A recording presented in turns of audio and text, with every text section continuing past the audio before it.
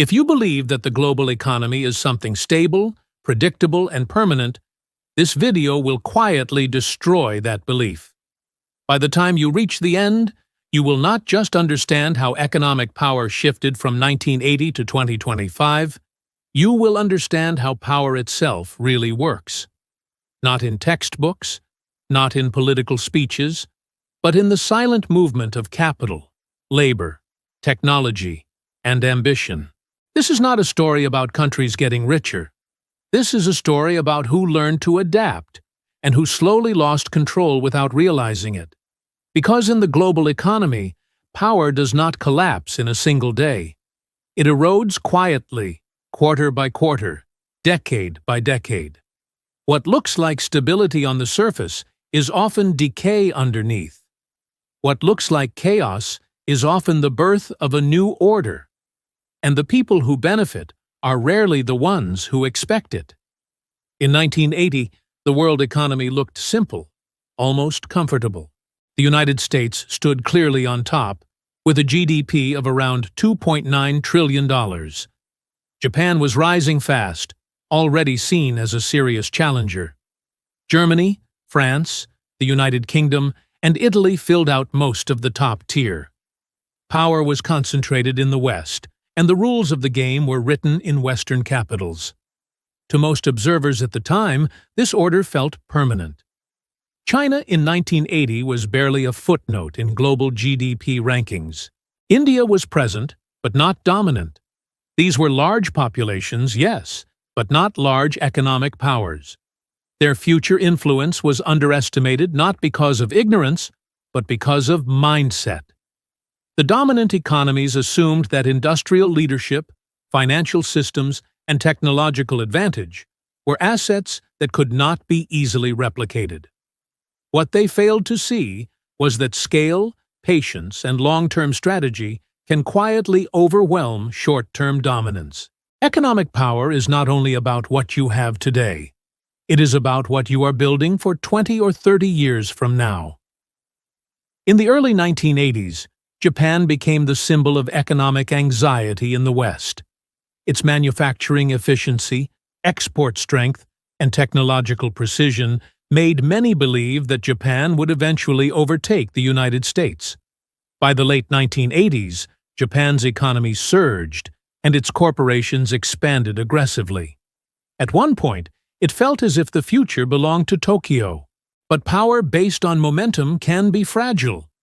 When Japan's asset bubble burst in the early 1990s, decades of slow growth followed. The lesson was brutal and quiet. Growth built on financial excess can reverse faster than it was created. Japan remained a major economy, but its trajectory changed. It stopped being the rising threat and became a stable but slower-moving giant. Meanwhile, the United States continued to expand, reaching around $10.3 trillion in GDP by the year 2000. On the surface, American dominance looked unchallenged. Technology, finance, and global influence reinforced each other. The internet boom, financial innovation, and global capital flows strengthened the perception that the U.S. system was the ultimate model. But while attention was focused on Silicon Valley and Wall Street, something much quieter was happening in Asia.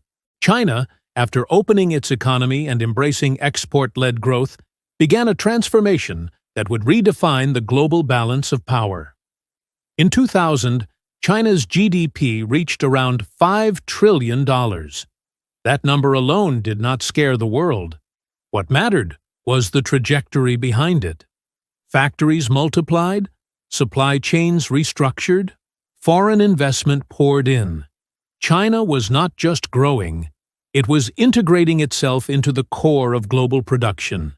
This was not accidental. It was strategic. China's rise was built on scale, labor, infrastructure, and a long-term national vision. It positioned itself as the manufacturing engine of the world. Over time, this meant that countless products consumed in the West were increasingly produced in Chinese factories. Economic dependence began to flow in one direction, quietly, invisibly.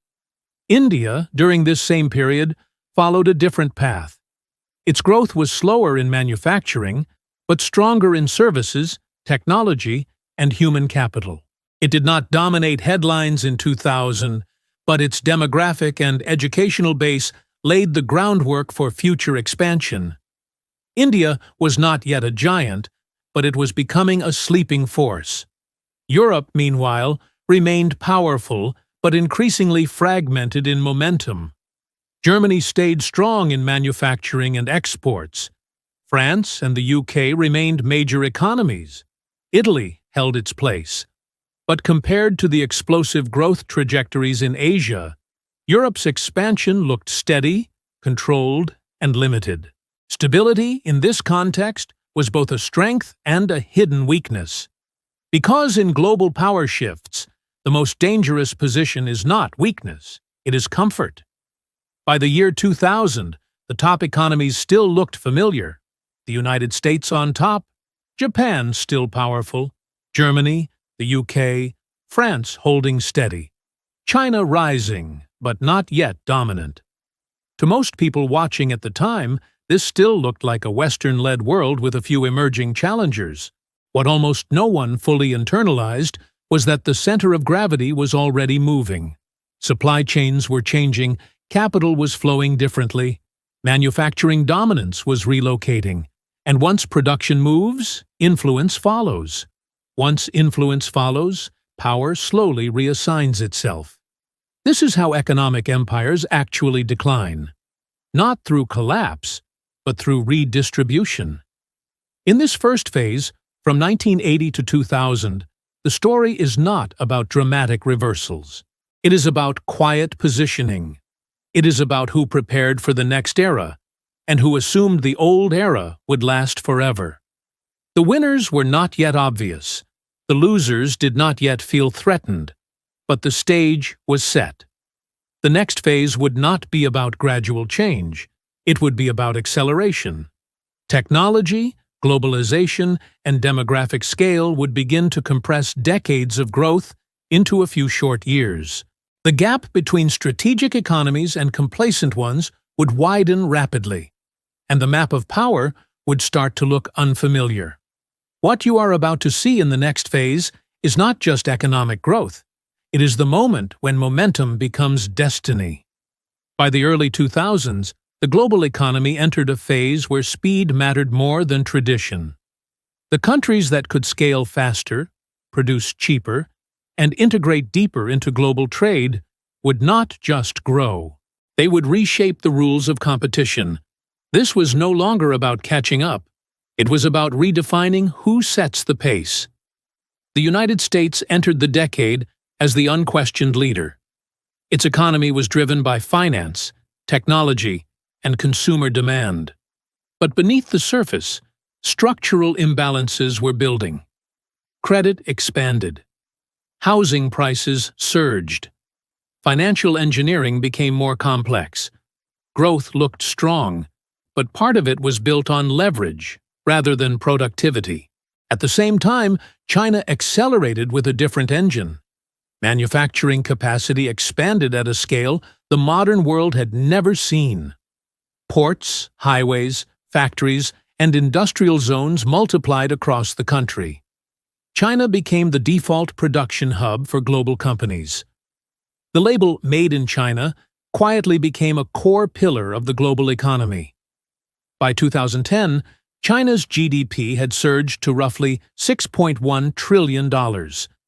More important than the number was the velocity. In just a decade, China moved from a rising economy to a central node of global trade. This was not incremental growth. This was systemic repositioning. The United States, meanwhile, reached around $15 trillion in GDP by 2010. On paper, the gap still looked comfortable. In reality, the quality of growth was diverging. The U.S. economy became more service-heavy and finance-driven. China's economy became production-heavy and infrastructure-driven. One model was optimized for consumption, the other was optimized for scale. Then came the shock that exposed everything. The global financial crisis of 2008 was not just a market crash, it was a stress test for economic systems. The US and Europe entered deep recessions. Banks failed. Housing markets collapsed. Trust in financial institutions eroded. Western economies survived, but their confidence was permanently damaged. China experienced a slowdown, but not a collapse. Massive stimulus spending focused on infrastructure and domestic investment. Roads, railways, and cities expanded even faster. While the West repaired balance sheets, China built physical capacity. The divergence widened. This moment changed perception. For decades, the assumption was that advanced Western economies were inherently more resilient. After 2008, that assumption cracked. The crisis revealed that financial complexity could amplify fragility. It also showed that centralized, investment-driven systems could respond faster in moments of stress. Europe struggled with sovereign debt crises. Countries faced austerity. Growth slowed. Political pressure increased. The European Union remained economically powerful, but momentum faded. Stability began to look like stagnation. Japan remained a major economy, but its long-term slow growth continued. Once seen as the future, it now represented the risks of demographic decline and prolonged low inflation. Japan was no longer feared. It was studied as a warning. India, during this period, began to accelerate quietly. Its economy crossed the $1.7 trillion mark by 2010. IT services, outsourcing, and a growing middle class strengthened its internal market. India did not dominate manufacturing in the same way as China, but it built a different form of leverage: human capital, digital services, and long-term demographic growth. By the end of this decade, the global narrative shifted. The phrase emerging markets stopped meaning small and distant. It began to mean central and unavoidable. Capital flowed toward growth. Multinational corporations restructured around Asian supply chains. Economic gravity tilted eastward. This was the decade where Western dominance stopped being absolute and started being relative. Power was no longer just about who was richest. It was about who was growing fastest, who controlled production, and who could scale without breaking. The old leaders were still large, but the challengers were no longer catching up.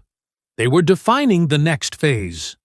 From this point forward, the shift would become visible to everyone. The next stage would not be about catching the West. It would be about standing next to it, and soon after, standing above parts of it. This is where global economic power stops being a trend and becomes a structural reality. By 2010, the shift was no longer subtle. The world economy entered a phase where multiple centers of power began to exist at the same time. This was not a transition from one empire to another. It was the birth of a multipolar economic system, where influence was distributed, contested, and constantly renegotiated. The United States remained the largest economy, reaching roughly $21 trillion in GDP by 2020. Technology giants, financial markets, and consumer spending kept America at the top. But dominance now required defense. Trade relationships became more political. Supply chains became strategic assets. Economic policy became a tool of power competition. China, during this same decade, executed the most dramatic economic expansion in modern history. By 2020, China's GDP reached approximately $14.7 trillion. In just 10 years, China closed a gap that once looked unbridgeable. High-speed rail networks, megacities, and industrial clusters transformed the physical and economic landscape. China was no longer just the factory of the world. It was becoming a technology and capital exporter. This is the moment where perception fully changed. China launched large-scale global initiatives, investing in ports, infrastructure, and trade corridors across Asia, Africa, and Europe. These moves were not just economic, they were geopolitical. Capital became influence. Infrastructure became leverage. Trade became alignment. At the same time, the United States began to reassess globalization. Concerns about trade deficits, industrial decline, and supply chain dependence became political priorities. Tariffs, trade negotiations, and economic nationalism reflected a deeper shift.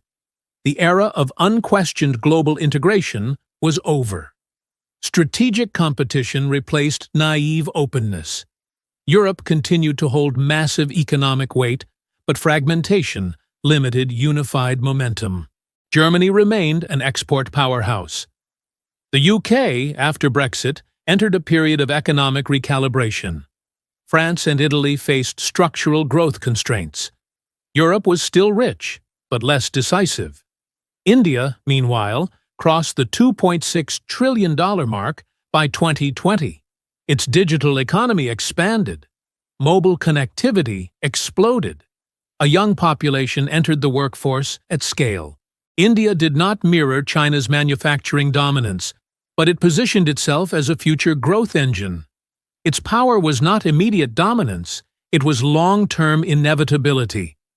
Japan remained in the top tier, but its relative position continued to decline. Demographics, low growth, and deflationary pressures limited expansion. Japan's experience became a case study in how even highly advanced economies can lose relative power without collapsing. By the late 2010s, something fundamental had changed. Global economic leadership was no longer defined by one country setting the rules. It was defined by negotiation, pressure, and strategic positioning. Technology standards, trade routes, currency influence, and industrial policy became weapons in a new kind of competition. Then came the pandemic. COVID-19 did not create new trends. It accelerated existing ones. Supply chain vulnerabilities were exposed. Governments intervened at massive scale. Debt exploded. Remote work, digital services, and automation advanced years in months. Countries with manufacturing capacity and logistics control gained new advantages. China recovered faster in production. The United States recovered faster in consumption and financial markets. The divergence in economic models became even clearer. One optimized for control and scale. The other optimized for innovation and capital markets. By 2020, the world had entered a new reality. The question was no longer whether power was shifting. The question was how fast and who would adapt in time. The next phase would not be about rising versus declining. It would be about who could convert economic size into strategic dominance. Because in the modern world, GDP is only the entry ticket. Control is the real prize. After 2020, the world economy did not return to its old rhythm. It entered a phase where resilience mattered more than raw growth. Inflation returned. Interest rates rose. Geopolitics tightened supply chains. Energy, food, and technology became instruments of national strategy. The global system became less efficient, but more political. The United States remained the largest economy, reaching approximately $30.6 trillion in GDP by 2025. On paper, this looked like renewed dominance. In reality, it reflected a combination of real growth, inflation, and financial market strength. The U.S. continued to lead in technology, capital markets, and corporate influence. But maintaining leadership now required constant defense. China, by 2025, reached around $19.4 trillion in GDP. The size was massive, but the story changed. Growth slowed. Demographics began to weigh on productivity. Real estate stress and debt constrained expansion. China remained a central pillar of the global economy, but the era of effortless hypergrowth ended. Power remained, but momentum softened. This shift changed the narrative. For the first time in decades, China was no longer defined primarily by speed. It was defined by management of scale, managing debt, managing demographics, managing internal balance. This is the transition from rising power to established power, and it comes with different risks. India, in contrast, entered a phase of visible acceleration. By 2025, India's GDP reached roughly $4.1 trillion.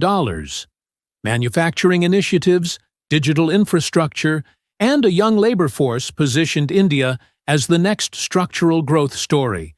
Global companies began diversifying supply chains.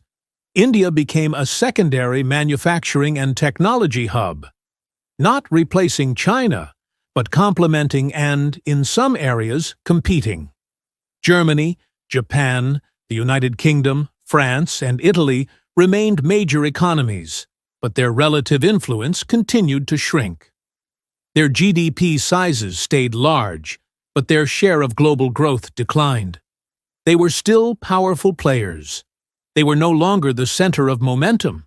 This is how modern power shifts, not through collapse, through relative movement.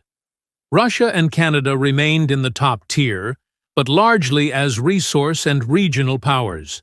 Their influence was significant in energy, commodities, and geopolitics, but not in setting the core technological or financial rules of the system. By 2025, the structure of global economic power looked fundamentally different from 1980. The United States still led in financial and technological command. China held unmatched manufacturing scale and growing technological reach. India emerged as the future growth engine with demographic and digital leverage. Europe remained wealthy, but less decisive. Japan remained advanced, but constrained by long-term structural limits. This is not a world with one king. This is a world with competing centers of gravity. And in such a world, advantage does not go to the biggest. It goes to the most adaptable. Countries that can shift supply chains, retrain labor, control critical technologies, and manage capital flows will shape the next era.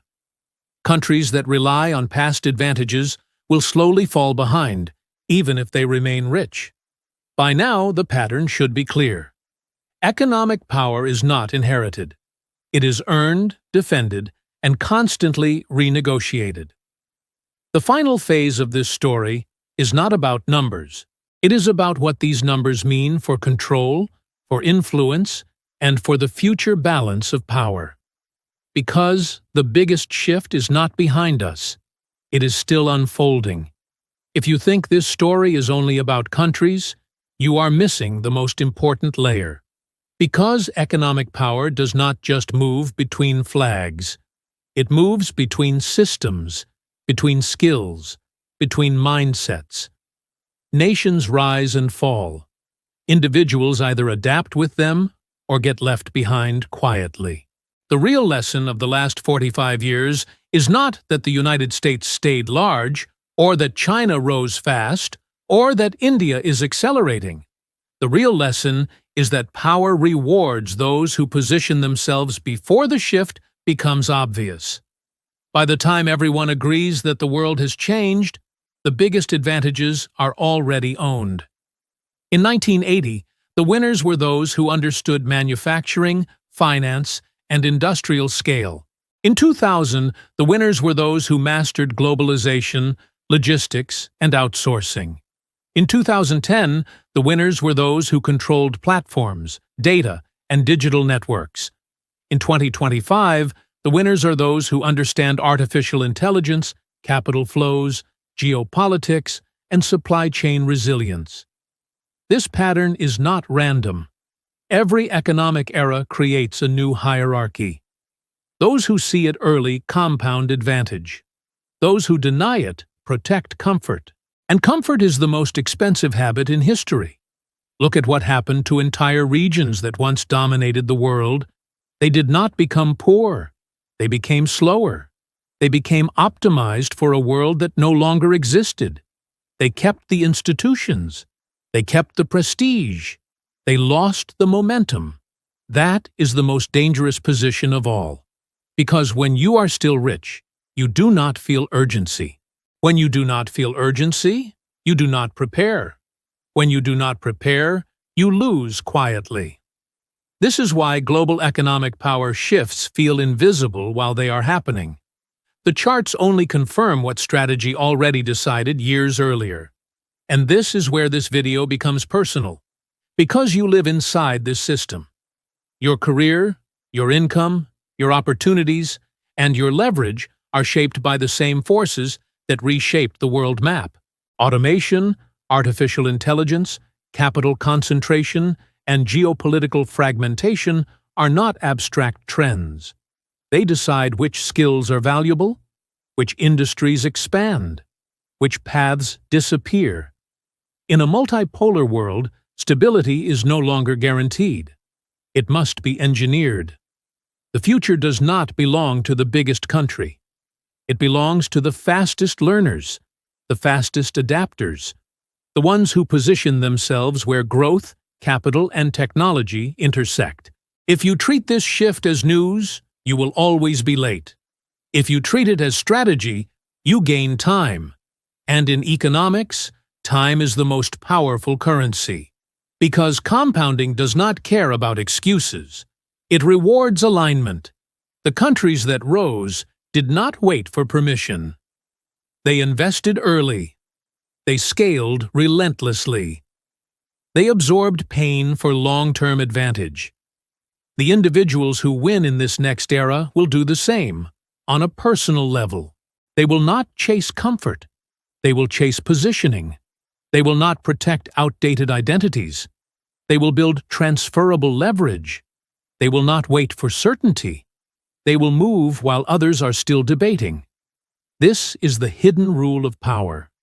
The map only shows the result. The real game happens before the map updates. So the question is not which country will lead in 2035. The real question is where you will be positioned when that answer becomes obvious to everyone else. Because by then, the advantage will already be owned. And those who understand this early do not just watch history. They quietly place themselves where history flows.